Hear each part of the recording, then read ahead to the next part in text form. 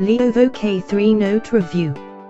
How times have changed. It was not that long ago that you could hardly get a feature phone for $150, and these days this amount gets you a ridiculously good smartphone like the Lenovo K3 Note.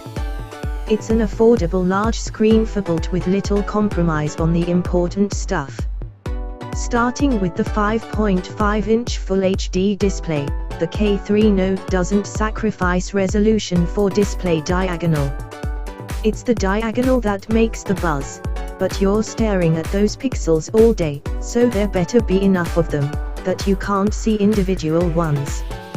A MediaTek chipset in the Snapdragon 615 class, 2 GB of RAM, and Lollipop have you well covered and future-proofed for a while. Add to that a 13MP primary camera with a dual LED flash and a 5MP front snapper, and there's nothing to leave you wanting. Build isn't top-shelf grade, but the plastics used are soft and pleasant to touch, and the laser yellow color scheme is as fresh as they come. The best part is that the battery is removable, a feature we're still trying to advocate, though manufacturers see things differently. Key features: Dual SIM, Micro SIM, Dual Standby. 5.5-inch Full HD IPS LCD display, 401 ppi density, 5-point multi-touch support. MediaTek Mount 6752 chipset, octa-core 1.7 GHz Cortex-A53 CPU, Mali T760MP2 GPU, 2 GB of RAM.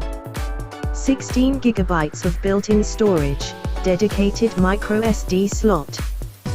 13MP primary camera with f/2.0 lens, dual LED flash, 1080p at 30 fps video recording.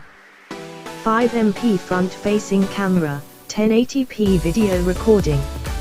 Android 5.0 Lollipop with Vibe UI 2.0. Cat 4 LTE, Wi-Fi beepergram/n with hotspot, Bluetooth V4.1, GPS with AGPA and GLOS, Field Marshal radio. 3000 mAh user replaceable battery. Main disadvantages: no other storage options. Limited regional availability.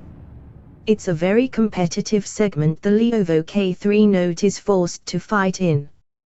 The large screen device on a budget has turned into a lucrative niche for many manufacturers, and solid offerings with increasingly better hardware have been put out by big-name Chinese manufacturers, not to mention the countless other makers most of us haven't heard of. The Xiaomi Redmi Note was among the pioneers in the category and was recently inherited by the Redmi Note 2 with even more powerful innards. Meanwhile, the Square Meters Note is Meiju's second iteration on the subject of the affordable phablet, and it too poses philosophical questions as to what is the point of owning a flagship smartphone costing hundreds of dollars. Those two are the K3 Note's main rivals, though admittedly it does have a head start on them by a couple of months. The established players outside of China are hard-pressed to offer true competitors at this price point and are forced to sacrifice a thing or two, or several, be it display resolution, processing power, camera, or build.